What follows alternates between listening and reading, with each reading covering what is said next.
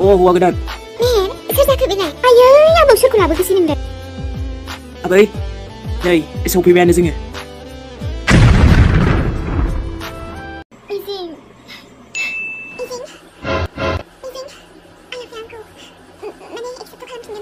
record खालामनायाबो खेबसे खेबनैजों जाया मिथिबायना खेबनै खनथाम ट्राइ खालामबाय थानांगौ आरोना ओमफ्राय नङाबाथ' जानो नागिरा ओमफ्राय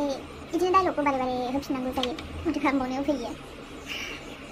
मिजिं आंनि डायलग एखनबा कनफिउस जालाङो माने सोरनिबा डायलग सोरखौबा बुंनांगौ ओमफ्राय नों सैमायासो आंनि फिसाजोखौ लांदों नों बाथ्राखौ सैथो बुंमारदोंथ' ना अब्लाथ' होलाय बिहामजो बेफोरबायदि लाङो नामा सोरबा बेफोरबायदि लाङो नामा सोरबा आरो आंनि फिसाजोखौ लांना बहा दोनहैदों नोङो बहा दोनहैखो बहा खालामबाय बुं होनदों आङो बुं ओरैहाय बिहामजो बेफोरबायदिजों बुंनो नामा होलाय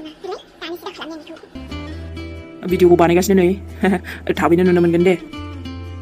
सानसेनो भिडिअ नांगौ ओमफ्राय गासिबो नायजोबनांगौ जायोना बेखायनो एसे लेट जालायलांलै बिनि थाखाय सरि थाबाय ओमफ्राय हानायमानिथ' जोङो थाबैनो लाबोनो नाजाखायो आरोना जेबो प्रब्लेम जायाबाथ' आरो लाबोखायोआनो जोङो दे अब्ला नेनानै थाथ'दो आंहा थांथ'नोसैलाय